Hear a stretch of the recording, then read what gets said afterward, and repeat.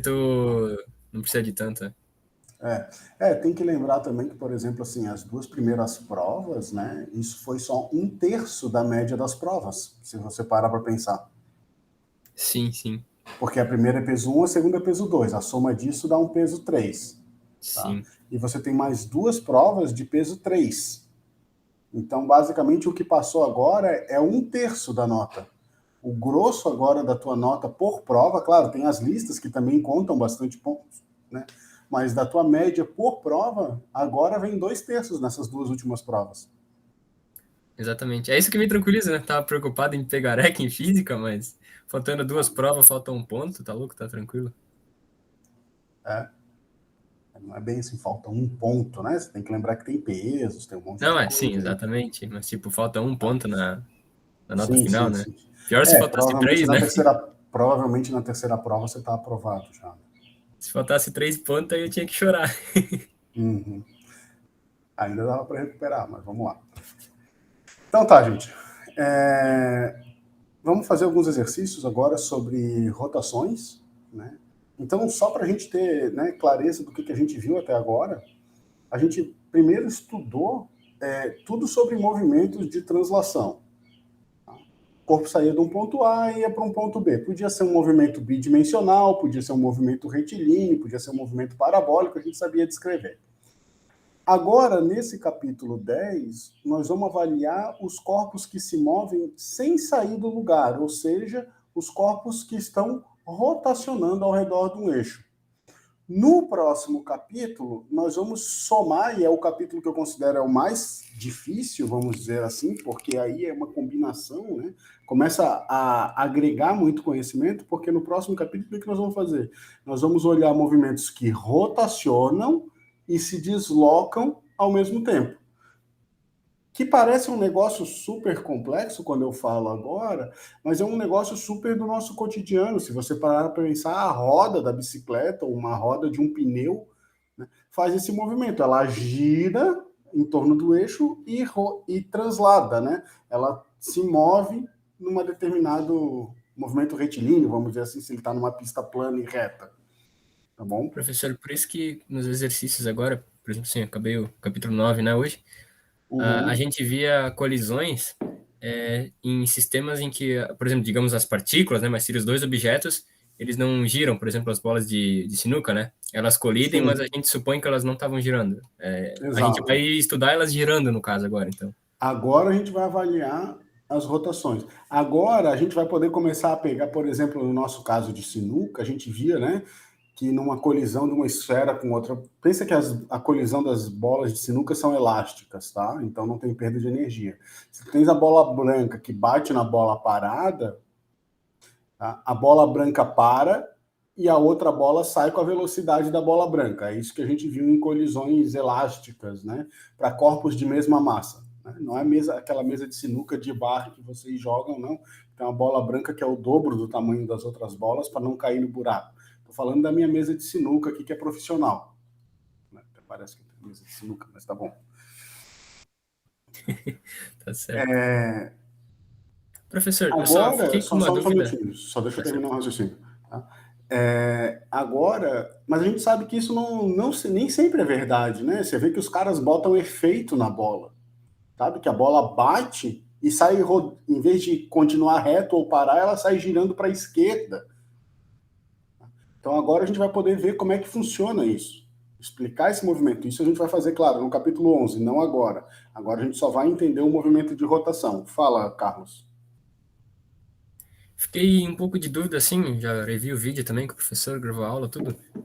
Nessa questão do choque elástico e do inelástico, né? Uhum. Ah, o elástico é quando, por exemplo, os objetos eles não se quebram? É que, por exemplo, assim, as questões que eu peguei nos exercícios, é, se não me dizia que era elástico ou inelástico, sabe? Se o exercício não me Uhum. falava, era um negócio, assim, bem visível, sabe?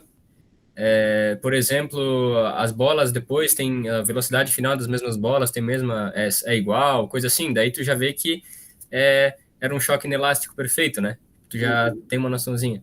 Mas tipo, para diferir assim, tem alguma Não, coisa? tá? Não necessariamente é porque eles se quebram, tá? De fato, se eles se quebrarem, se um dos corpos quebrar, amassar e não voltar, aí de certeza tu tens um problema de colisão inelástica, porque você tem que gastar energia para ver a quebra do material. Mas há colisões onde não há quebra de material e a colisão é inelástica. Vou te dar um exemplo bem clássico, tá? O que a gente faz em laboratório para produzir essas colisões, a gente tem carrinhos que têm ímãs. Tá? Então, o que acontece? Se você bota o ímã com o polo invertido, eles grudam. Se você bota ele com os mesmos polos, polo norte num carrinho e polo norte no outro, eles têm aquela repulsão dos carrinhos. Já viu isso, né?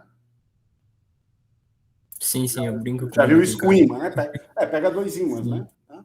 Aí olha que legal. Quando tu bota os ímãs no mesmo polo que eles estão se repelindo, tá? Essa colisão é elástica. Tá? Só o fato de eu pegar e inverter esse ímã, que daí eles vão atrair um outro e vão grudar os carrinhos, essa colisão é inelástica. Ah, tá certo. Mas, tipo, de uma forma, o problema sempre vai deixar meio claro, assim, o que que a gente está Ele tem, tratando, ele, então. tem, ele tem que dar alguma informação que te diz se isso pode tratar como elástico ou inelástico. Uma coisa que a gente sabe, por exemplo, é se eles ficam juntos após a colisão, necessariamente é inelástico. Sim, sim, essa sacada ali eu peguei. Mas beleza, era essa a minha Tá? dúvida, obrigado. Então vamos lá, gente. Começar com uma coisa importante que a gente já pode fazer agora, quando for tratar rotações, é que aquelas equações que a gente tinha de cinemática, tá? S igual a S0 mais V0t mais AT ao quadrado sobre 2, tá? Ou V igual a V0 mais AT, e V ao quadrado, Torricelli, mais V0 ao quadrado mais 2A S ou delta S, né? Todas elas podem ser escritos com os seus respectivos análogos rotacionais. Então, olha só, em vez de eu ter uma posição em metros, eu vou ter uma posição angular. Imagina que eu boto um eixo de referência aqui, então quantos graus é isso aqui? Θ. Se ele vier para essa outra posição, eu tenho um delta θ, né? E tenho também um θ final. Então, todas essas equações elas podem ser escritas em termos trocando as variáveis lineares por variáveis angulares, ou seja, a da posição é o θ, portanto, posição é θ, θ0 mais velocidade angular, ômega 0t, mais aceleração angular, alfa, t ao quadrado sobre 2. E aqui também eu posso ter ômega igual a ômega 0 mais alfa t. E agora eu vou ter ômega ao quadrado, t igual a ômega 0 ao quadrado, mais 2 alfa delta θ. São as mesmas equações. Eu troquei os deslocamentos, né, lineares por deslocamentos e velocidades angulares, pelos seus comparativos angulares. Então, vamos pegar esse problema. Esse é um problema interessante para vocês da automação, porque é o problema de redução. Vocês vão fazer isso a vida inteira em sistemas. Tá? Mexer em sistemas de engrenagem pode ser através de correia ou através de engrenagens dentadas, né? Para transformar os movimentos. Você pode fazer isso para ganhar força. Você tem um motor que é fraco, por exemplo, e você precisa aumentar a força, o torque desse motor, você consegue aumentar o torque. Tá? Ou você tem um motor que tem alto torque, mas ele é lento, então você quer aumentar a velocidade. Tá? Tudo isso é possível fazer através de sistemas de engrenagens. O que você vai precisar ver? Tudo tem custo, né? Então, por exemplo, se eu tenho um motor que tem pouca força e eu quero aumentar a força, Eu vou usar um sistema de engrenagens que aumenta a força, mas diminui a velocidade. Exatamente, isso aí é legal. Ou, por exemplo, se eu tenho um motor, né, que gira muito, ele tem muita força, ele tem muita capacidade de rodar, mas a velocidade é pequena. Então, o que eu vou adaptar? Eu vou adaptar um sistema de engrenagens que diminua essa força na ponta, na saída, né, mas aumente a velocidade. E tudo passa por esse sisteminha aqui, por esse princípio do que a gente vai ver agora. Então, olha só. Na figura abaixo eu tenho uma roda A de raio 10 centímetros, uma roda C, tá, de raio 25 centímetros. E aí está dito que essas rodas, né, elas estão conectadas por uma correia B, e aqui embaixo está dito que essa correia não desliza. Tá bom? O que significa eu dizer que essa correia não desliza? Isso é um vínculo entre o que acontece com essa roda e o que acontece com essa outra roda aqui. Que vínculo é esse? Alguém saberia dizer? Que, tipo assim, não sei explicar, né? Mas, tipo assim, a roda pequena, por exemplo, ela vai girar a uma velocidade, né? Por exemplo, está girando a uma velocidade. Tipo, a roda grande... Velocidade, agora, só um instante, tá? Cuidado agora quando vocês forem falar e também pensar, porque o que a gente fala é reflexo do que a gente pensa. Você está falando de velocidade angular ou velocidade linear? Tá? Então, antes que você me responda, né, só deixar claro, o que é a velocidade angular? Velocidade angular é a velocidade com que isso aqui está girando. Quantos graus ela gira por segundo?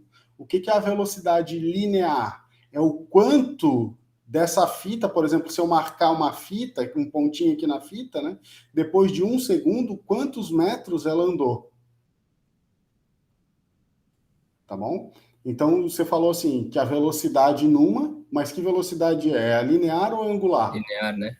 Tipo, a velocidade na menor, a linear, velocidade linear na menor, ela sempre vai Uhum. ser maior do que a velocidade linear da grande, né? Concorda? Vamos É que pensar? assim, eu acho que é assim, né? Tipo, eu não lembro. É que assim, a gente já fiz uns negócios, já trabalhamos com isso ali. Só que agora eu não lembro se é quando tu quer diminuir a velocidade de um eixo, tu coloca uma polia maior ou menor. Mas Então, eu sei que acontece essa troca de velocidade, né? vamos pensar um pouquinho? Olha só, tá aqui o sistema, né? Então, eu vou pintar um ponto nessa correia e um ponto aqui. Tá? Se eu esperar 1 segundo, valor hipotético aqui, tá? Se eu esperar 1 segundo, eu vou ver que isso aqui andou uma distância de 1 metro. Vamos supor que esse S aqui é 1 metro. Tá? Quanto que esse cara vai ter andado?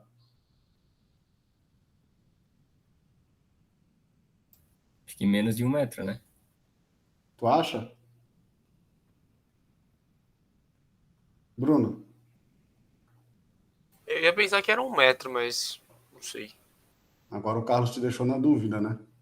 É que eu pensei que primeiro, por causa da correia não desliza, eu pensei que ela andaria também 1 metro. Tá? Se a correia não desliza, se esse cara aqui, esse pontinho aqui andar 10 centímetros, quer dizer que ele tem que ter puxado aqui de correia 10 centímetros para ele andar, não é? Se ele puxou 10 centímetros aqui, ele puxa 10 centímetros aqui e puxa 10 centímetros aqui também. Tá bom? Agora eu buguei. Mas tá.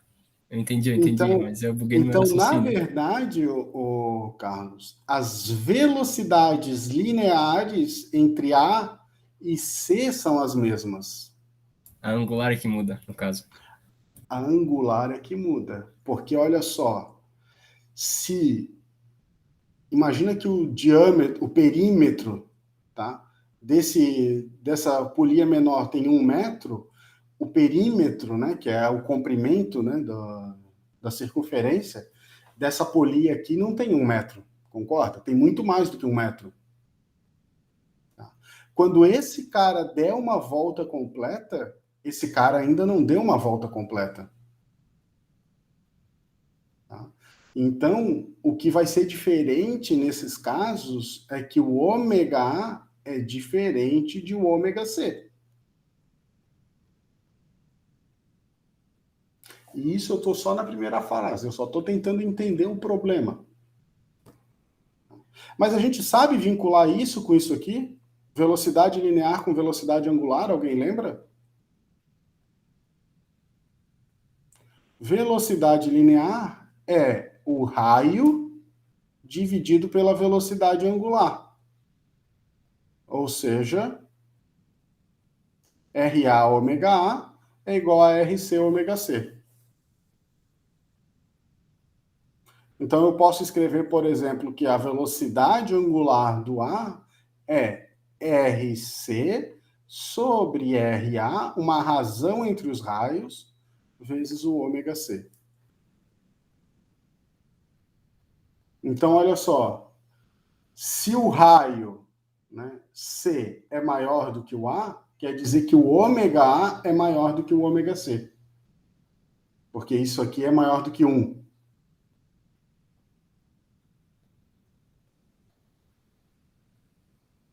Beleza?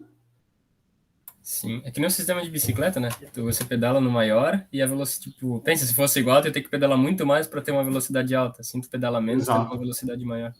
Exato. E o que são as marchas da É bicicleta? justamente a troca das polias, né? Você troca É por a uma troca coroa das maior, polias. uma coroa Por quê? menor. Porque quando você está, por exemplo, num morro, tá? Sempre que você vai, ao passar de um ponto, né, menor, tá? De menor ômega, maior ômega para um de menor, você tem que fazer mais força. Tá? Então, o que é a marcha? Né? Quando você quer subir um morro, você quer que toda a sua força vá direto para o pneu. Então, você tenta equalizar o tamanho dessas polias, tanto da frente quanto de trás, para ser 1 para 1. Porque aí a tua força vai direto para o pneu. Em compensação, né, a velocidade de rotação que tu consegue imprimir nas pernas é a mesma que vai estar impressa no pneu. Velocidade de rotação, velocidade angular, não tua velocidade linear. Já quando você está no plano, ou por exemplo na descida, você quer girar pouco, fazendo bastante força, e fazer o pneu girar muito mais. Então você bota uma marcha grande na frente e uma pequena atrás. Porque se a tua velocidade for pequena, né, a tua da frente, a tua de trás, se no teu pé de vela o ômega for pequeno, na roda o ômega é grandão. Tá? E lembrando que a velocidade com que tu gira não é ômega vezes o raio da roda, né? O raio do pneu da bicicleta. Bom. Professor, e uma coisa que eu já procurei, assim, e nunca achei uma coisa certa, mas sempre, em todos os casos, quando a gente tem aumento de velocidade, a gente tem perca de torque e vice-versa? Ou existe algum caso que isso não acontece? Se for por sistema de engrenagem, sim. Tá? Se tu aumenta a velocidade, você vai perder o torque. Beleza. Tá bom? Isso aí daqui a pouco eu já te mostro isso, o porquê que isso acontece. Ou na próxima aula. Vamos ver. Tá bom, mas vamos ver o que o problema está pedindo. Isso aqui foi só para a gente entender o problema. Então, olha só. A velocidade angular da roda A é aumentada a partir do repouso, ou seja, o ômega A0 é igual a zero, tá? A uma taxa constante de 1,6 radianos por segundo ao quadrado. O que é esse 1,6 radianos por segundo ao quadrado? O que é Aceleração essa? centrípeta? Angular. É a taxa de aumento da velocidade, portanto, a aceleração angular.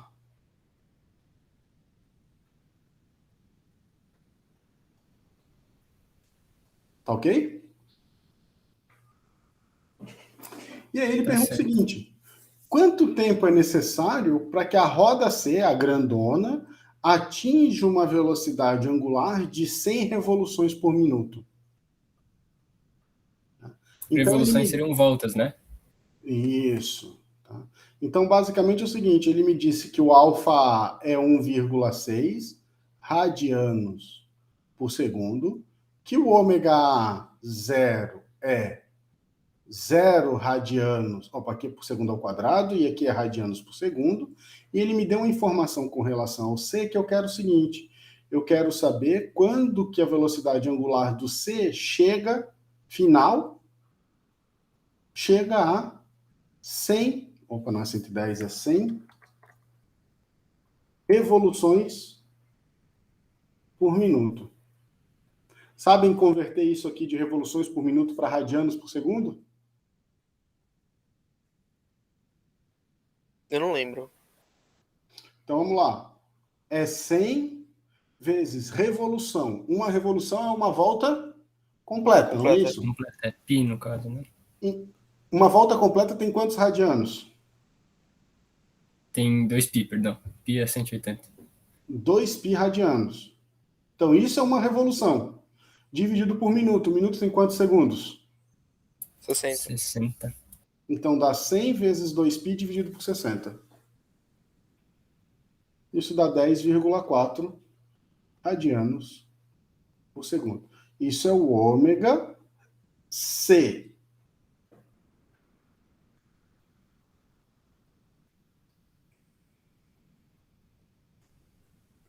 Tá bom? A pergunta agora é, se o ômega C vale 10,4, quanto que tem que valer o ômega A? E aqui antes eu vou escrever o seguinte, ó. Já que eu tenho essa equação, eu posso escrever a partir dessa função horária da velocidade, dizer o seguinte, que o ômega A é ômega A0 mais alfa A vezes o T. Tá bom? Ou seja, se isso aqui é zero, eu posso escrever que o ômega A é igual a alfa A vezes o tempo.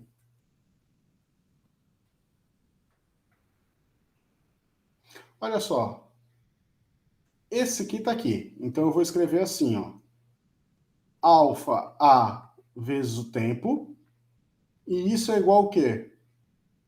Isso aqui é o ômega A. RC sobre RA vezes ômega C.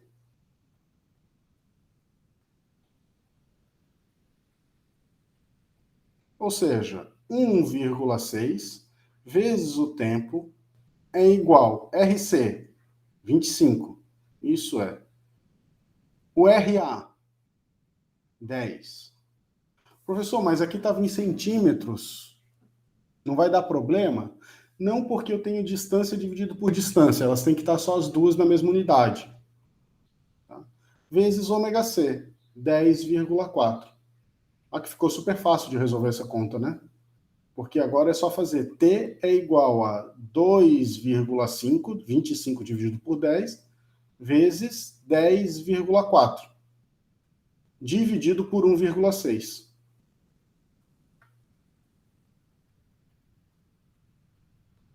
Quanto que dá isso? 16,25 segundos. Professor, só uma dúvida. Se eu quisesse aquelas equações de cima, né? Os padrões, tipo V0, aqui é a equação de posição mesmo, que a gente sempre usava. Ok. A única coisa que vai mudar entre as duas, tipo, assim, entre aspas, é o nome das variáveis. Então, o resto ela sempre vai continuar igual. O resto vai sempre continuar igual. Então, eu não vou precisar usar, por exemplo, aceleração centrípeta, essas coisas ali, nada? Posso precisar. Depende do que eu quero calcular, no caso, né? Depende do que você está trabalhando. Repara que aqui, ó, eu só estou avaliando a cinemática do problema. Eu só quero saber a aceleração, eu só quero saber... como é que é? Desculpa. Eu só quero saber aceleração e velocidade angular e tempo. Então, eu não estou precisando de nada, eu não preciso saber força. Tá? No caso, se eu quisesse saber força, eu não poderia usar essa aceleração, né? Essa ali. Eu teria que calcular via aceleração centrípeta? Ou eu Essa poderia... aceleração você precisa também. Tá? Essa aceleração também vai ser importante.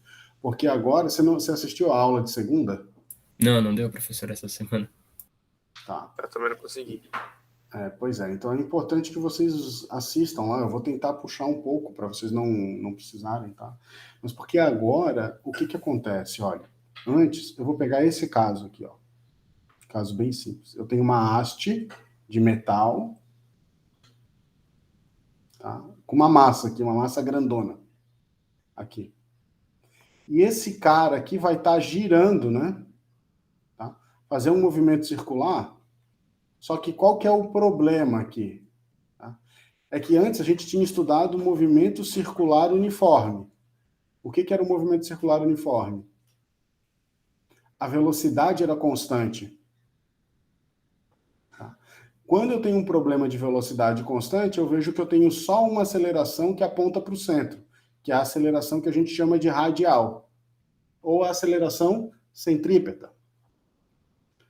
Agora, o nosso problema não é mais um movimento circular uniforme, é só um movimento circular. Por quê? Porque esse cara, além de ter essa aceleração, ele tem uma aceleração nessa direção, que a gente chama de aceleração tangencial. Tá certo, ela sempre vai ser perpendicular à centrípeta, então. Vai ser sempre perpendicular à centrípeta. Tá? Na verdade, essa aceleração é a aceleração que aumenta a velocidade de rotação, e essa aceleração é a que altera o eixo de rotação, o sentido, o vetor velocidade. Esse cara aqui, ó, a grosso modo, né? Essa aceleração aqui, ela não te contribui para aumentar a velocidade. Ela só contribui para fazer a tua velocidade que estava nessa direção mudar para essa, e aí fazer o sistema girar. Essa aceleração tangencial é a componente que vai te fazer ganhar velocidade. Tá bom? Tá certo, entendi.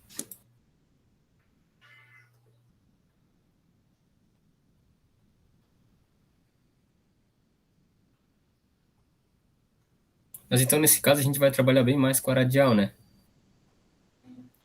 Não, porque agora a gente vai trabalhar com tudo. Tá? Porque agora os sistemas vão ganhar velocidade angular. Tá? Aquele ômega que antes era constante para a gente não é mais constante, ele pode variar. Aqui está um exemplo de um sistema onde tu tens um ômega que está crescendo com o tempo. Olha só, a velocidade angular nesse problema começa negativa, ou seja, ele está girando num sentido, e conforme o tempo está passando, o que está acontecendo com a velocidade? Ela começou a Vai parar aumentando, né? E daí muda e de virou sentido. para o outro lado, trocou o sentido. Tá? Isso aqui é o equivalente a um carro. Pensa numa velocidade, o carro está indo numa direção, mas ele para e vem para outra. Tá bom? A aceleração nesse sistema aqui, ela é constante. Porque lembra o que é aceleração? Pensa lá no linear. Aceleração linear. Fala, Bruno, pode falar. Eu ia falar que era derivada, mas... Isso, pode ser. Derivada da velocidade em função do tempo. Agora, como eu tenho grandezas angulares, vai ser a derivada da velocidade angular em função do tempo. A derivada dessa reta dá o quê? Da aceleração angular, então, no caso. Isso, mas isso aqui vai ser... Que função matemática vai dar a derivada desse cara aqui? Isso ali é uma reta, né? É uma equação linear, no caso. Isso aqui vai dar uma constante. Sim. Entendeu? Então, a derivada desse cara é uma constante. Portanto, a aceleração angular nesse problema ele é constante. Vamos começar a avaliar agora.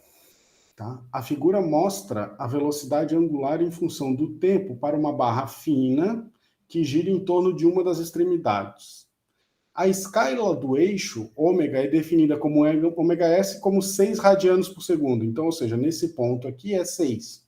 Isso quer dizer que aqui é 5, 4, 3, 2, 1, menos 2. Tá? Qual é o módulo da aceleração angular? Tá? Então, a aceleração angular, a gente já escreveu aqui, é d ômega dt. Como é constante, eu poderia fazer a mesma ideia? Tipo, a aceleração média? Exatamente. Posso pegar com a média, ou seja, ômega final menos ômega inicial sobre tempo E esse final ômega vezes final tempo inicial inicial. poderia ser em qualquer ponto também, né? Que eu quisesse, então. Pode ser em qualquer instante. Então, o melhor aqui é você pegar pontos bem definidos. Eu escolheria. Que ponto vocês escolheriam? 2 e 4. 2 E 4. e 4. Concordo que está bem definido, né? Porque, ó, em alfa, Que beleza, ele não fez diferente uma vez. viu só, Carlos? Alguma hora tem que começar a acertar, né? Isso é 4 ômega final, 4. Ômega inicial é 1, dividido por tempo final, que é 4, e o tempo final, que é inicial, desculpa, que é 2. Isso dá 3 meios radiano por segundo. Poderia ter pego esse ponto também, né, se quisesse. Ó. Também está bem definido, né, bem marcadinho ali. Tá? Mas esse aqui é Assim a ótimo gente porque a gente ameniza trabalha trabalhar com com coisa negativa, né? também. Tá?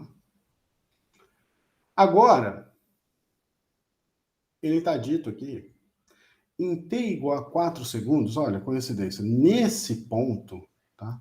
A barra tem uma energia cinética de 1,6 joules.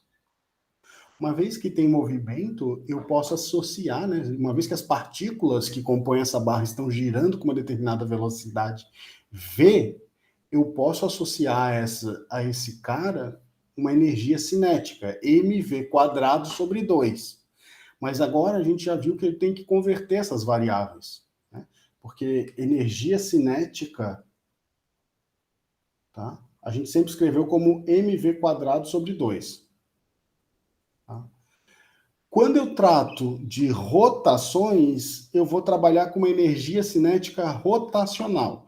Tem que assistir o vídeo meu e do Mauro, que lá está descrito como que chega nessa equação. Mas olha só, a gente já pode traduzir algumas coisas.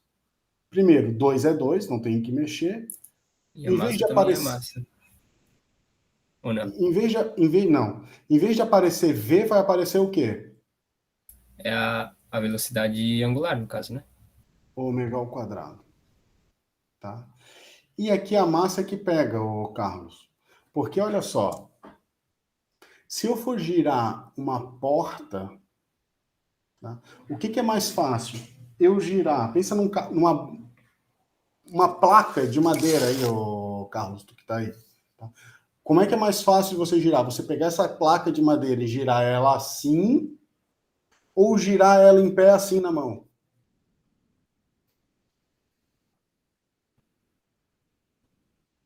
Caramba, eu acho que em pé na mão, né? Pode fazer com cabo de vassoura aí. Pega aí, 2 minutos. Eu vou pegar mais uma água e vocês façam o teste aí. Falando sério, faz o teste mesmo. Onde que vocês acham Deitar mais fácil? na vertical ou na horizontal, no caso? Pega o cabo, não apoia no chão, né? Porque você tem que ter o suporte da massa, tá? É girar esse cara assim, Ah, ou, tá. ou esticar ele. Claro, você tem que fazer em cima da cabeça ou girar assim. Veja onde você vai ter que fazer mais força. Pensa nesse sentido, tá? Vê se você consegue sentir isso.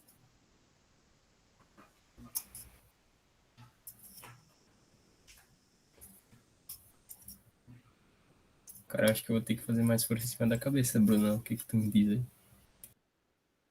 Mano, eu também não sei não, mano. Assim, na É que eu tava vertical, fazendo com lápis, né? eu tô Mas. fazendo com uma régua, velho. Na vertical parece ser mais leve, assim, na horizontal, eu. Sim, é pouca diferença, né? Porque é leve o negócio. Mas. Eu tô chegando hoje de fazer mais força na vertical, mano. Em pé, tu disse que nem a régua em pé? Isso, Diz que faz carrega em mais pé. força? Acho que sim. Pô, vocês são uns cabeça dura, né, velho? Vão lá e pega o cabo de vassoura, velho. No lápis não vai dar certo. Não, tô Não fazendo vai na régua, conseguir perceber. professor. Não dá certo também, pô. Pega lá o lápis, Tá bom. o cabo de vassoura, pô. Calma, deixa eu pegar a arma secreta aqui, ó. Ai, meu Deus, que medo. Aí, ó. Ó, em cima da cabeça tá mais pesado aí. Peguei aqui o calço da janela aí. Posso até Aqui, ó. Calma aí. Aí, ó. Assim é mais pesado. Tá. Tenta fazer só na pontinha do dedo, tá? Ou no lápis. Bota aqui, ó. Girar isso aqui é muito mais fácil do que você girar assim. Tá? Aqui tem uma questão de apoio também. Tá? Mas a questão teria que pegar um negócio grande para você sentir a força mesmo que você está fazendo. Tá? O que eu quero dizer para vocês com isso? Que a força para fazer rotação, ela não depende só da massa. Tá? O processo para fazer rotação não depende só da massa. Depende também como que a massa está distribuída em torno do eixo de rotação.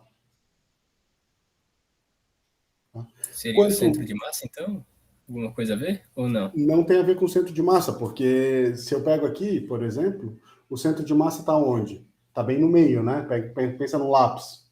Tá? Tá bem no meio. Então, eu estou pegando no centro de massa. Se eu estiver aqui, eu também estou pegando no centro de massa. O que muda é como que essa massa está distribuída, pode ser também ao redor do centro de massa, ou ao redor do eixo de rotação. Por exemplo, girar assim dá muito mais trabalho do que girar assim. Eu preciso fazer muito mais força para girar um sistema assim do que assim. Tá? Essa grandeza, essa medida, que é uma medida de como que a massa está distribuída ao redor de um eixo de rotação, a gente chama de momento de inércia. Massa, em física, também é chamado de inércia de repouso. Tá? E na rotação a gente chama de momento de inércia. A gente não chama de massa de rotacional, a gente já dá um nome diferente, que a gente chama de I, que é o chamado momento de inércia. Ele é uma relação, esse I depende da forma do objeto e do eixo, olha só.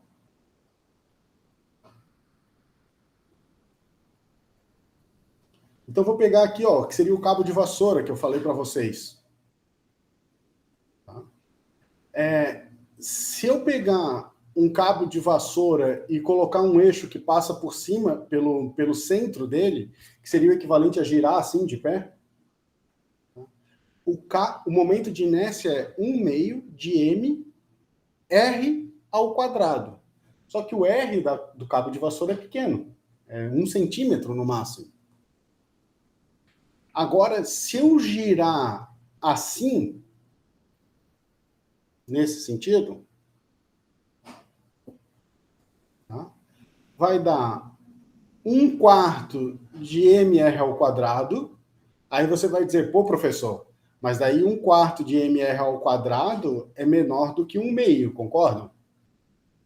Mas ainda eu tenho que somar 1/12 m, aquela mesma massa, L ao quadrado. Então, um cabo de vassoura tem o quê? Uma vassoura pequena, 1 metro. Tá? Aqui eu tenho 1 centímetro ao quadrado, aqui eu tenho 100 centímetros ao quadrado. Então, o momento de inércia é muito maior. Essa figura, essa imagem, se não é essa, tem uma tabela lá no Moodle para vocês. Tá?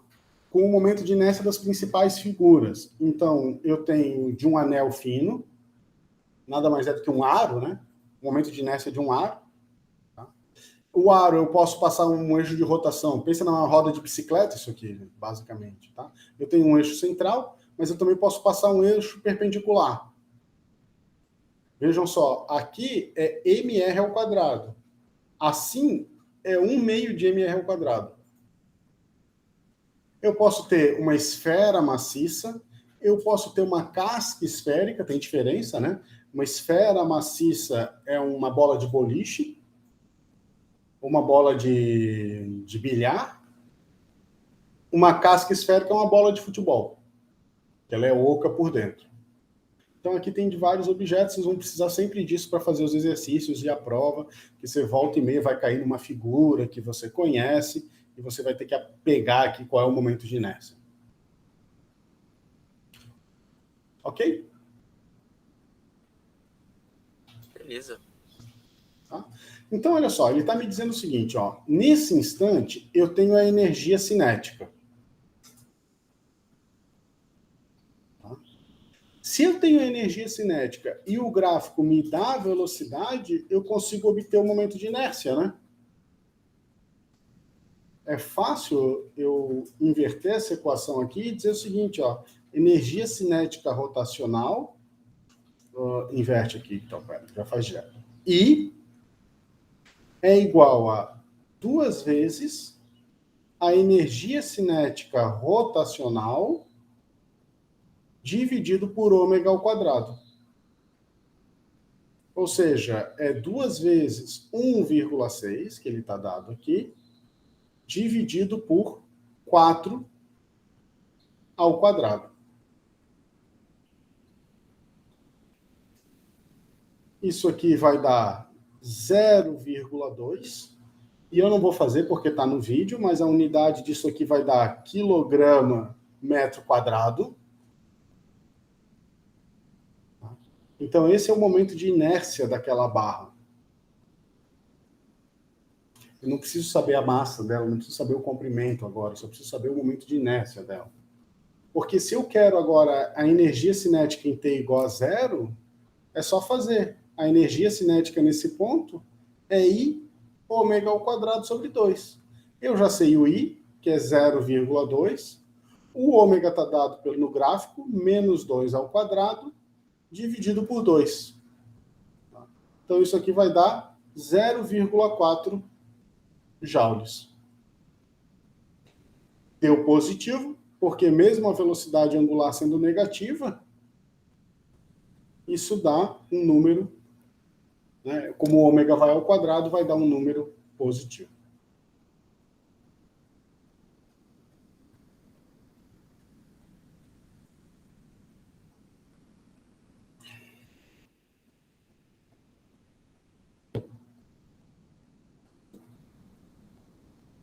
Vamos falar um pouquinho de torque agora, que é outra grandeza.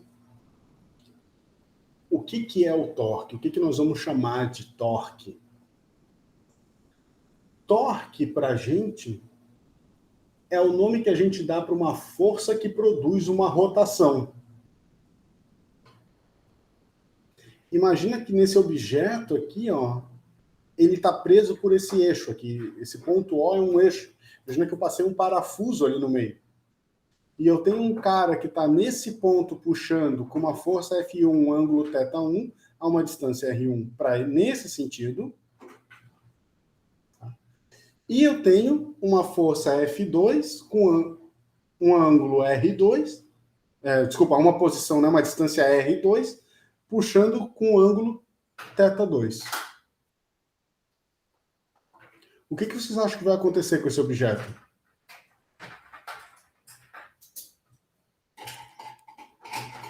Se ele vai rodar para a direita, no sentido de F2? Primeiro vamos ver as forças. F2 é maior e o sistema de alavanca também F2 é um pouquinho maior, né? Porque F1 é 4,2, F2 é igual a 4,9. O ângulo θ1 é maior do que o ângulo θ2. Tá? E R1 e R2 são diferentes, né? Quase o dobro R2. Tá? Bom. Assim, se fosse dependendo do material, podia quebrar no meio também, né? Quebrar ali bem no eixo, né? Pode, Mas acho que isso não vai acontecer aqui, né? Vamos trabalhar com material que não rompa, tá? Que não cede. Mas pode, você pode quebrar, né? É um biscoito, pega um biscoito, apoia o biscoito no ponto do dedo, é o eixo onde ele vai girar, faz 2 forças para baixo. É muito parecido com isso aqui. Né? Só que a força do biscoito, em vez de estar para cá, ela estaria para cá. E aqui para cá. Isso é tipo um sistema de alavanca, né? Isso ali. Se for pensar. Isso, tá?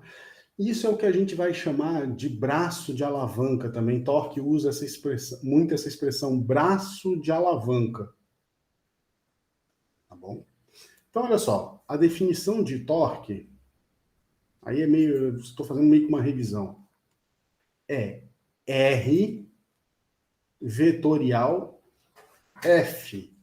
Ou seja, é um produto vetorial entre o raio, ou seja, a posição onde eu aplico a força, e a própria força em si. Tá? O que isso aqui quer me dizer? Primeira coisa, olha só, se R for zero, quanto que vale o torque? Zero também. Caramba, zero. Zero, né? Lembrando, como é que era a definição de módulo do produto vetorial? Alguém lembra? Módulo de F vezes o módulo de R vezes o seno do ângulo entre eles. Tá? Se R é zero, o módulo é zero, portanto o vetor também é zero. Legal? O que isso quer dizer? Quer dizer que se eu aplico, tá, essa força exatamente no eixo, eu não consigo fazer um objeto girar.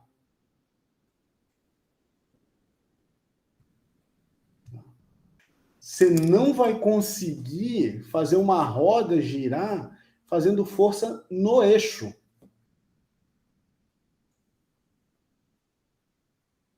Beleza? Outra coisa. Se θ é zero, o que significa θ zero? Θ zero quer dizer que o ângulo é zero, né? Ou seja, ele é paralelo, né? Ou seja, a força ela está puxando ou na mesma direção do eixo, ou do raio, ou empurrando em direção ao raio. Não é isso? Na verdade, é uma força que está apontando na direção do centro, do eixo de rotação. Tá? Ela também não produz torque, porque seno de zero é zero. Então, eu não consigo fazer nada rodar se eu apertar, fizer uma força, tá, que aponta no centro. Isso é muito simples. Vão aí na porta do quarto de vocês, bota ela meio inclinada, assim, tá, abre um pouquinho e tenta empurrar, abrir essa porta, fazendo uma força, empurrando na direção lá do eixo da porta. Vocês não vão conseguir fazer isso. Tá? Ela não vai girar. A sua força tem que ter uma inclinação. Então, se eu empurrar aqui, pensa numa porta. Deixa eu desenhar aqui a porta. Vai.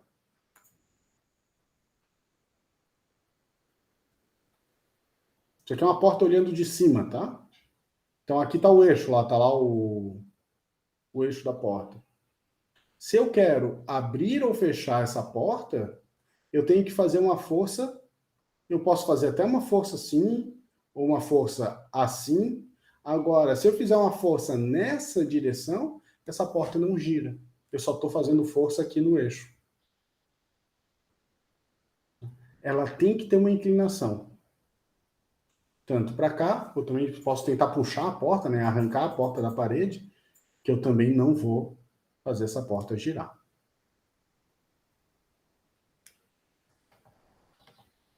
Tá claro isso aqui? Esses são acontecem alguns problemas nos eixos, né? Muita força aplicada sobre o eixo. Exato. Tá? Teoricamente, num sistema bem equilibrado, o eixo não era para receber força, né? Tá? Não tem força aplicada naquele ponto. Vejam que torque é uma grandeza vetorial. Como é que eu determino esse vetor? A direção e o sentido desse vetor é determinado pelo quê? Pela regra da mão direita. Cara, pra você não consegue. Oi, fala. Acho que meu site bugou. Eu não tô ouvindo nada. Bom, a gente tá te ouvindo, não tá me ouvindo? Calma, deixa eu mexer. Eu vou tentar reiniciar aqui rapidão. Tá.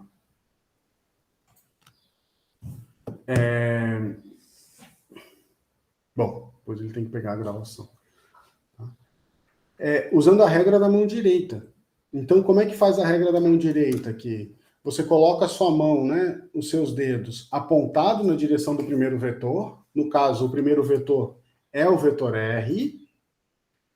E fecha ela com o dedão para cima na direção do segundo vetor. No caso, F. E o teu dedão vai apontar a direção e o sentido desse torque. Tá? O torque ele vai estar sempre apontado na direção do eixo de rotação. Tá? Então, o teu dedão vai dar o eixo de rotação. Importante aí é o seguinte, é o sinal. Se essa rotação é no sentido horário ou no sentido anti-horário em relação ao teu eixo. Então, olha só, o torque, se eu fizer aqui para o R1, F1, para mim ele está apontado para cá. Quando eu fecho na direção do F1, eu tenho um torque, podem acompanhar e fazer isso para vocês, que está saindo da tela. Está vindo na minha direção, façam isso. Tá? Ele está no sentido anti-horário. A gente costuma convencionar que o sentido anti-horário é o sentido positivo. Tá? Já se eu fizer no outro, R2 está para lá, na minha tela aqui, e o F está para cá. Portanto, o meu dedão está entrando. Tá? Então, boto na direção do R, fecho na direção do F. Tá? Ah, se o F estivesse para o outro lado, eu teria que botar o R assim e para cá. Fala, Carlos. Ah, beleza. Bom. Então, nesse caso do R2, F2, Bruno, tá me ouvindo? Tô sim, agora sim. Ah, tá. Do R2, F2, eu tenho um torque para dentro, ou seja, um torque negativo. Isso quer dizer, então, que F1 produz torque positivo e F2 produz torque negativo. Como eu tenho, né, uma soma vetorial, eu posso fazer também uma soma de torques. Um minutinho. Portanto, o torque total, ou torque resultante, ele é simplesmente a soma do torque 1 mais o torque 2. Tá? E, escalarmente, o torque resultante é o torque 1 menos o torque 2, porque esse cara aqui a gente já viu que ele é negativo. O que é o torque 1? R1, F1, seno de θ1, menos, oh, droga, o torque 2, R2, F2, seno de θ2. Isso é o torque resultante, que é o que o problema está me pedindo aqui. Qual é o torque resultante em relação ao eixo? Tá? Lembrando, torque positivo está fazendo girar no sentido anti-horário, torque negativo no sentido horário. Então aqui é só substituir os valores. R1 é 1,3, que multiplica F1, que é 4,2, vezes seno de θ1, mas θ1 é 75 graus. E aqui eu vou ter 2,15 de R2, que multiplica 4,9 seno de 60 graus. Fazendo essa conta aí, a gente tem que esse torque resultante é menos 3,85. Que unidade que vai dar aqui?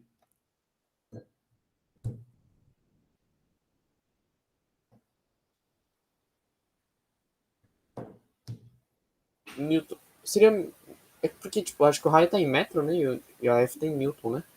Então, Isso. Newton vezes metro. Newton vezes metro. Vejam que ele tem a mesma unidade de trabalho, né? Que é força vezes deslocamento. Sim. Tá? Mas ele tem um caráter bem diferente, porque trabalho é uma grandeza escalar, é um número. Torque é uma força. Tá? Uma força não, ele é um vetor, né? Ele tem direção e sentido. Tá? Entendi. Só um minutinho. Outra coisa importante de olhar aqui, ó, é que eu posso decompor essa força, né? Vou pegar aqui o caso da F2, tá? Esse F2 poderia ser decomposto, né, numa força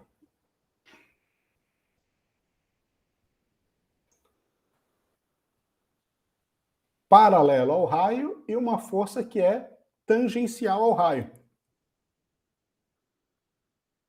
Tá? Então, uma força perpendicular, eu vou chamar isso aqui de F2R, ou melhor, vou fazer assim, ó, perpendicular, e uma F2 paralelo. Tá? Se eu calcular o torque dessa força, a gente já sabe que isso aqui dá zero, porque o ângulo entre essa força e esse vetor é zero. E se eu fizer o torque dessa força com essa, vai dar, como o ângulo entre o R e o F é 90, sendo de 91. Tá? Então, na verdade, quando eu escrevo isso aqui, eu posso estar escrevendo assim, ó, torque é a força componente da força perpendicular ao raio. Também é uma forma de ver. Tá? Entendi. Ou se quiser também, tem a versão desse raio, dessa distância perpendicular. Aí é o que é chamado de braço de alavanca. Tá? Eu não vou explicar isso porque tem um monte de geometria, um monte de desenho para ser feito. Mas está no vídeo do Mauro Copelli, ele explica bem essa ideia do conceito de braço de alavanca. Vale a pena. Beleza. Tá? Vamos lá, então. Vamos pegar esse outro problema agora aqui, ó.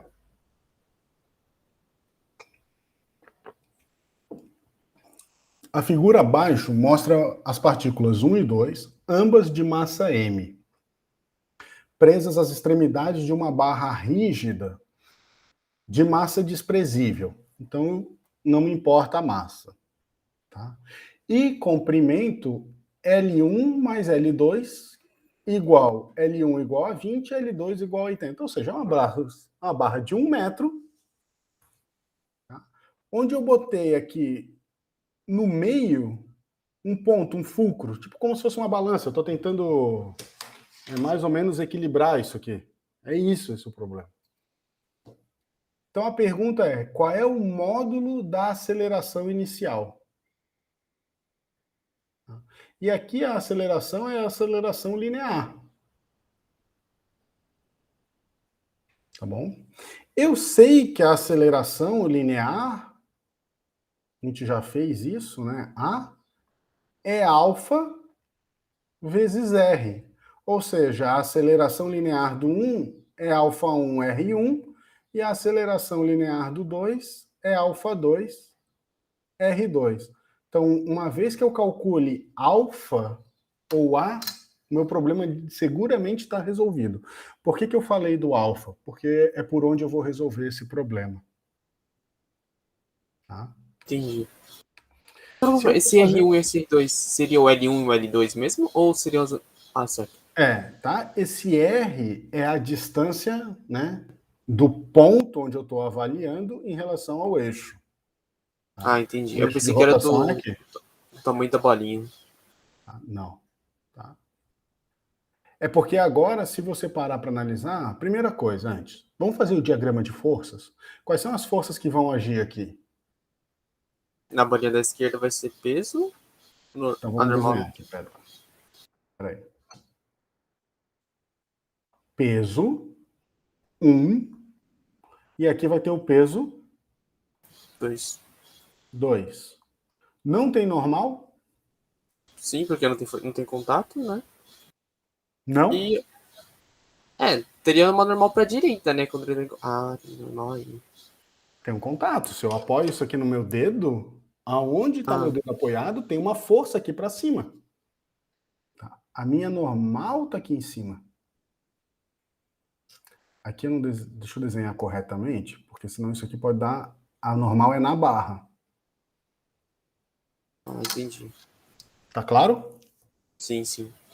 Tá? Olhando para esse sistema aqui, o que você espera que aconteça? Se as bolinhas têm a mesma massa, ou seja, elas têm o mesmo peso. A bolinha da direita vai subir, se não me engano. Não. A1 sobe ou A1 desce? Só tá Se indo não me pro engano, a reto. 1 desce. É, eu tava tentando lembrar. Não tem uma É, régua aí na mão? a bolinha 1 sobe. A bolinha 1 sobe, o sistema vai fazer isso aqui, né?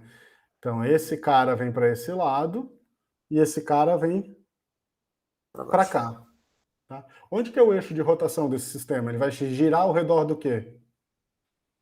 Do triângulo, né? Esse fulcro. Fulcro. Fulcro, isso. Inicialmente ele gira ao redor desse ponto, né? Porque se esse ponto não for fixo, né? Você pega um negócio, ele vai começar a escorregar. Mas pensa, a partir do momento, na hora que eu solto, ele faz essa rotação aqui antes de começar a escorregar, tá? Então esse ponto aqui é o eixo de rotação. Sim. Ok. Aí tem uma relação que eu não coloquei, que também está mostrado, tá? Que é uma decorrência disso aqui, ó. Se torque é R vetorial F, tá? A gente também mostra que torque, ou torque resultante, é a segunda lei de Newton para rotação, é I alfa, tá? Ou só em módulo, torque é igual a I alfa. Isso aqui é o paralelo que a gente pode fazer com F igual a M A. A mesma coisa, torque I alfa, F igual a MA. A, aceleração linear, aceleração angular. Força linear, força angular, força de rotação. E momento de inércia, tá? Angular, massa, né? O seu análogo linear e aqui o seu análogo angular. Ok? Ok, sem problemas. Então, se eu calcular o torque, eu já sei calcular, porque eu resolvi no problema anterior, é o mesmo problema, só que aqui está até mais fácil. Uma vez que eu resolvo num, eu resolvo no outro. Tá? Se eu calcular o torque e o I, eu obtenho o alfa. Obtendo o alfa, eu resolvo esse problema. A grande detalhe aqui é o seguinte, que as velocidades angulares do 1 e do 2 são iguais. Porque se esse cara subir uma quantia de 10 graus, esse cara tem que descer 10 graus, né? Sim, sim. Quando esse cara estiver exatamente aqui em cima, ele girou 90 graus. E esse cara vai estar exatamente aqui embaixo, ele também girou 90 graus. Portanto, tem aquela coisa que a gente chamou de vínculo. Então, vamos calcular o torque resultante.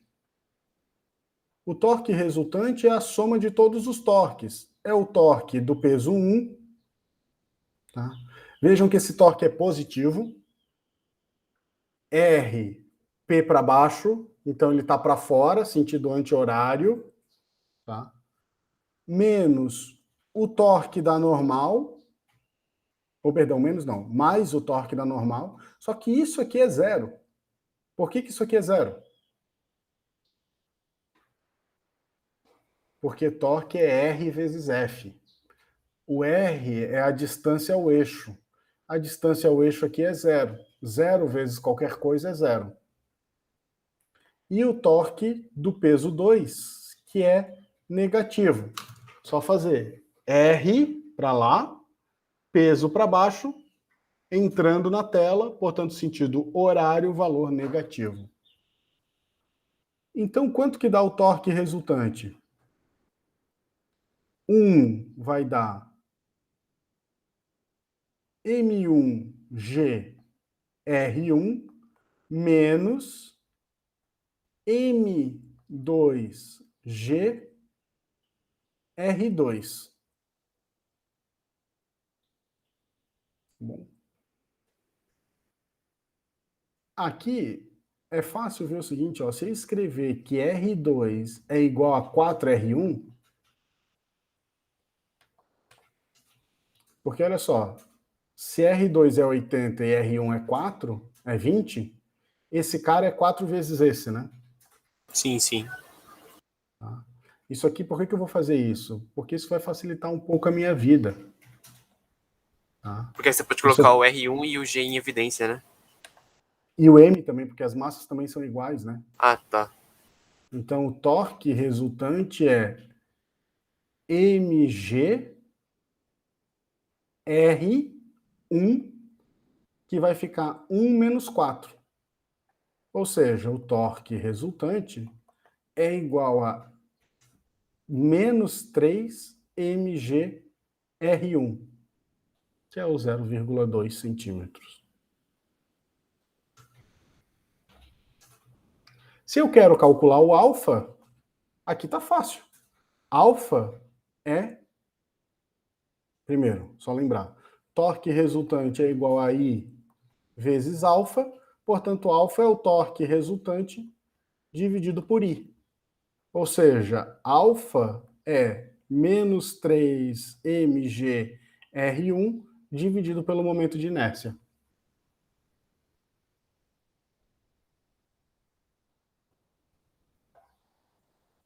Tá? Mas, professor, não tem momento de inércia. Não ainda. Então, vamos lá calcular o momento de inércia. O momento de inércia de um sistema de partículas é essa formulazinha aqui, ó, para partículas, não para corpos sólidos. Tá? Somatório de MI RI ao quadrado, onde o R é a distância da partícula até o eixo de rotação. E é um somatório sobre todas as partículas, ou seja, isso vai ficar assim, ó. M1 R1 ao quadrado mais M2 R2 ao quadrado. M1 vale M, R1 vale R1 ao quadrado, e o M2 vale M, e o R2 vale 4R1 ao quadrado. Então eu vou obter aqui que I é 17mR1 ao quadrado. Tá? Esse R eu vou botar maiúsculo para ficar mais fácil, que eu vou cortar depois lá. Da onde que veio esse 17? Veio daqui. 4 ao quadrado, 16. Então vai ficar 16mR1 ao quadrado mais mR1 ao quadrado, ou seja, 17mR1 ao quadrado. Portanto, alfa é igual a menos 3mgR1 dividido por 17mR1 ao quadrado. Aqui já vai simplificar um monte de coisa, né? Porque, olha só, Sim. M está em cima, está em cima. R1 que está em cima eu corto com esse quadrado e obtenho como final alfa menos 3G sobre 17R1.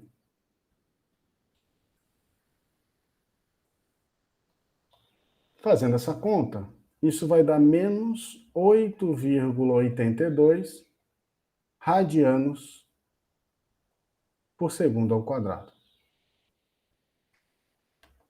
Tá? O que esse menos está me dizendo? Que o sistema gira no sentido horário. Tá? Se ele girasse no sentido anti-horário, esse alfa daria positivo. Certo.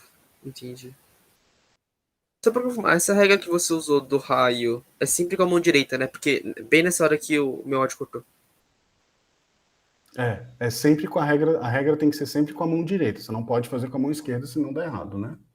É tipo aquela do campo elétrico, né? Que a gente geralmente vê em física 3. Exatamente, é igual a do campo elétrico.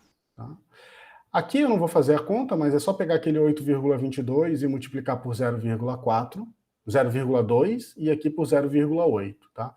Lembrando que o problema está pedindo o módulo da aceleração, então eu não vou olhar para sinal, só me importa o número, né, da aceleração. Entendi. Beleza, professor. Tá? Esse é um problema que eu poderia brincar o seguinte, ó. imagina que eu tenho esse sistema aqui. É possível eu equilibrar esse sistema, tá, variando a massa? Sim, contando que a da esquerda seja mais pesada que a da direita. Porque aí Né? Que o ponto de síntese de massa muda. a 1 precisa ser maior do que a 2, né? Isso. Tá? Porque aí o ponto de síntese de massa muda. Vamos fazer essa conta? Só para a Beleza. gente ver. Tá? Para esse sistema ficar em equilíbrio, quanto que tem que ser, vai ser a aceleração angular, né? Para esse sistema ficar equilibradinho, assim como está a régua aqui na minha mão, quanto que vai ser o momento, a aceleração angular alfa? 0. Porque você não quer se Tem que ser mexer. 0, né? Então alfa tem que ser 0. Deixa eu pegar uma outra cor aqui. Então eu quero fazer aqui, isso aqui é um extra, tá? Não faz parte mais da solução. A solução acabou, mas estudar é isso. Então eu quero a condição de alfa igual a 0. Eu quero que o sistema fique em equilíbrio. Tá? Quanto que tem que ser? M1. A gente já concluiu, né? Você já disse que intuiu, na verdade, que M1 tem que ser maior do que M2. Tá? Se alfa é 0, e se eu lembrar que torque resultante é igual a I vezes alfa, isso quer dizer que a soma dos torques tem que ser igual a... A 0 também. Tem que ser igual a 0. Tá? Ou seja, aquela equação que eu escrevi TP1 mais o torque da normal menos o torque da P2, do peso de 2, droga. Isso tudo tem que ser igual a 0. Esse cara a gente já sabe que é 0 mesmo. Né? Então aqui me conclui que o torque 1 tem que ser igual ao torque do 2.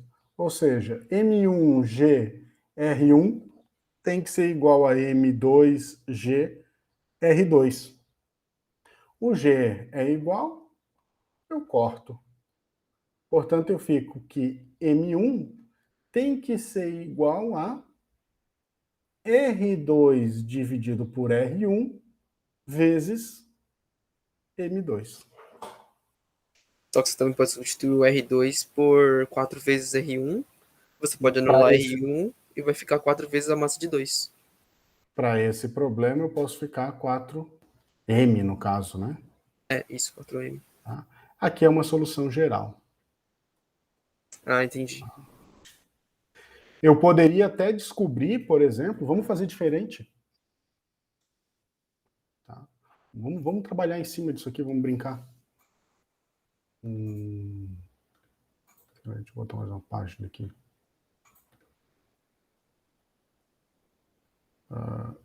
Esse aqui eu vou fazer daqui a pouco.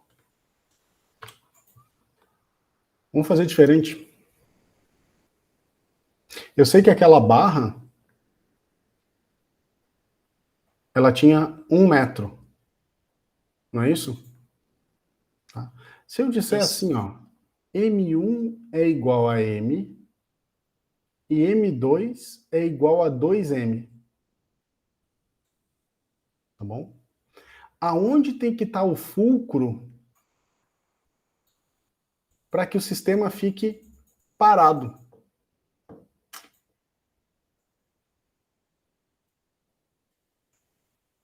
Entendi. Ela teria que ser um pouco mais pra direita, né? Mais perto de M2. Mais para perto dos 2? Vamos pensar novamente, né? Torque resultante tem que ser 0, porque eu não quero que o sistema gire. Giro, né? E eu vou reescrever aqui, ó. Torque do peso 1 tem que ser igual ao torque do peso 2. Tá? Vamos continuar isso aqui. E isso vai dar M1GR1, que é igual a M2GR2. Vamos trocar os valores. G eu corto. Portanto, M1 é igual a MR1. M2 é igual a 2M, R2. M eu corto, e ou seja, eu tenho que estar num ponto onde R1 tem que ser igual a 2R2.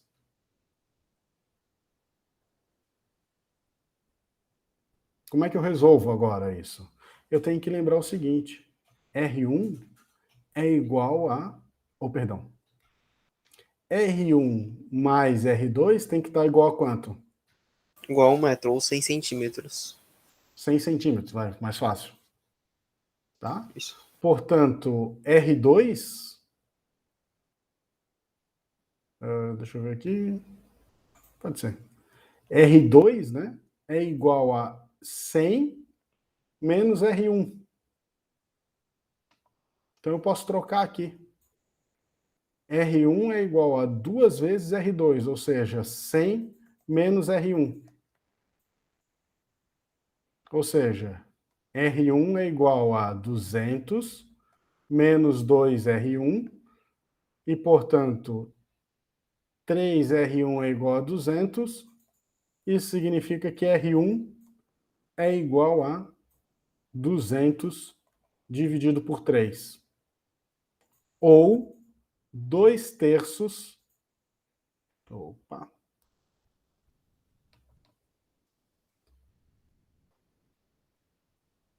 Da barra, dos 100 centímetros.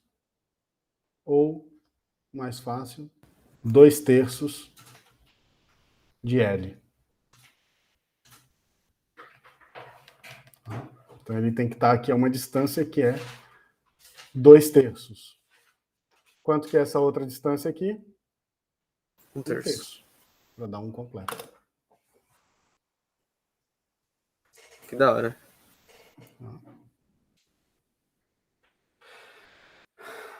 Agora a gente está falando em termos de peso. Mas isso poderia muito bem ser uma alavanca. Isso poderia ser muito bem um sistema onde eu tenho uma pedra aqui, ó, tá, no chão, e eu apoiei uma barra aqui, ó. Uma barra bem comprida e fiz um contrapeso aqui, um apoio. Isso aqui é o princípio da alavanca.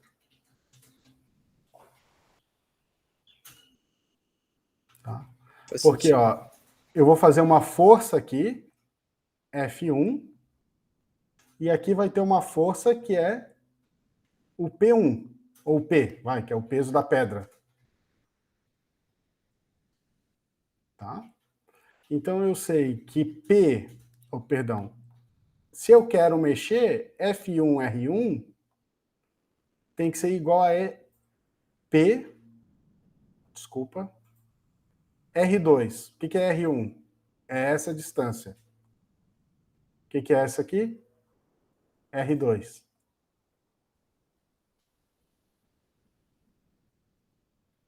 Tá? Se a força for um pouquinho maior, esse sistema já move. A questão é essa, né? A questão de equilíbrio é a mínima, é o limiar onde vai começar a mexer. Se eu fizer um pouquinho mais, botar uma pena ali, uma pluma aqui para me ajudar, o sistema já começa a mexer. Tá? Então, olha o que acontece. O peso que tu consegue mexer com uma determinada força, tá? O peso que tu vai conseguir erguer com essa alavanca, ele é simplesmente F1, R1 sobre R2.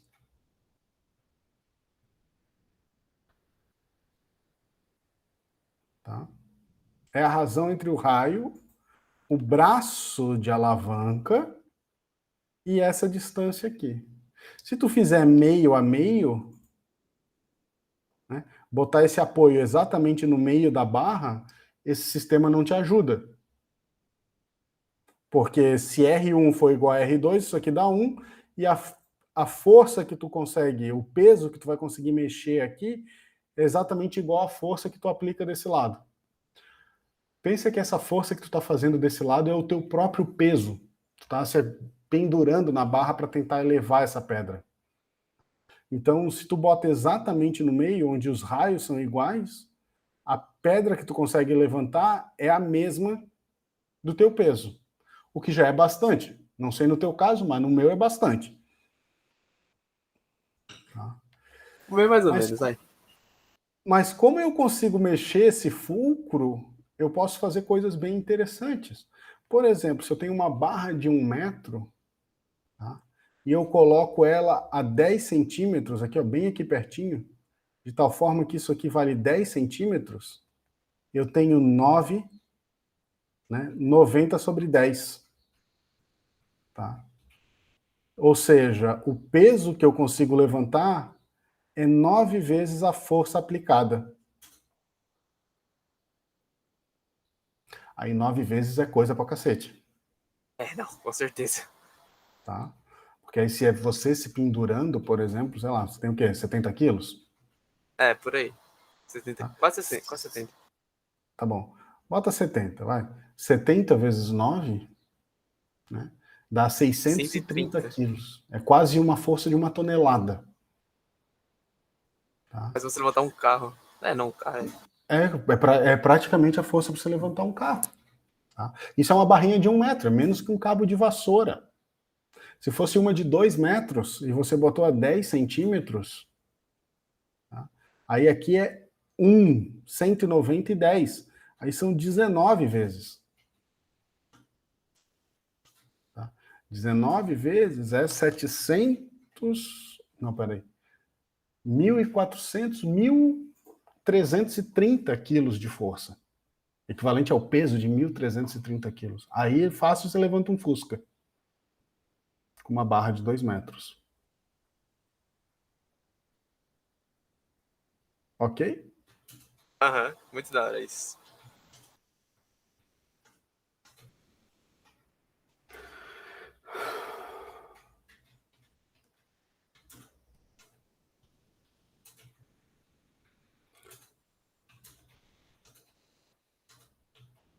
Eu vou deixar para fazer esse exercício no começo da aula que vem, tá? Porque ele mais ou menos se encaminha com o que a gente vai ver na aula que vem. Tá? O que Beleza. só para adiantar aqui, que tem mais alguns minutinhos, tá? O que é esse problema? A gente sempre desprezou a polia, né? Sempre que a gente pegou para fazer esse problema, a gente disse que a polia não contava. Tá? Mas a gente sabe que se eu tenho um sistema aqui, né, de corda aqui uma polia, essa polia é importante. Tá? Ela participa da brincadeira.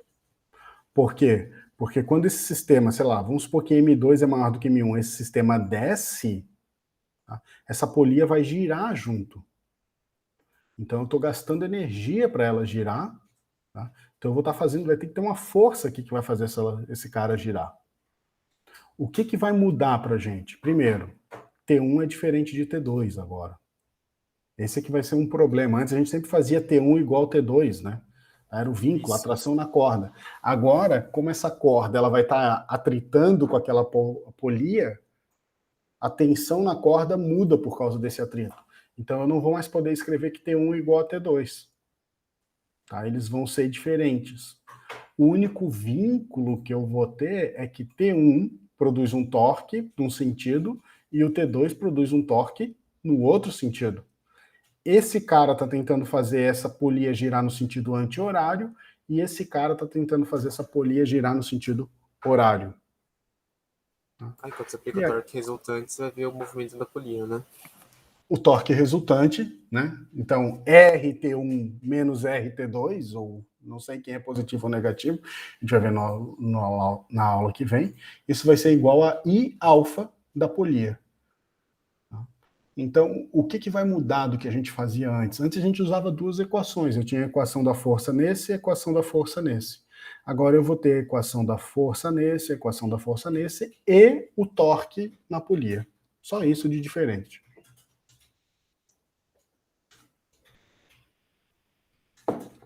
Tá? É a única diferença que vai aparecer na nossa vida. Mas só isso já costuma dar um nozinho aí na cabeça de vocês. Mas não é nada que seja impossível de resolver, não. Tá? Outro problema, por exemplo, que é interessante, aí esse eu faço na outra semana. Na quinta da semana que vem. Na quinta? Ah, tá. Isso.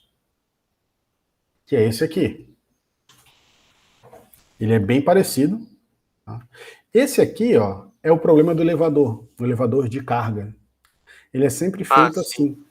Tá? Você tem o elevador, propriamente dito, e você tem sempre um contrapeso. E lá em cima do prédio você tem um motorzão que é o cara que é responsável por mover essa corrente, é uma corrente, na verdade, tá?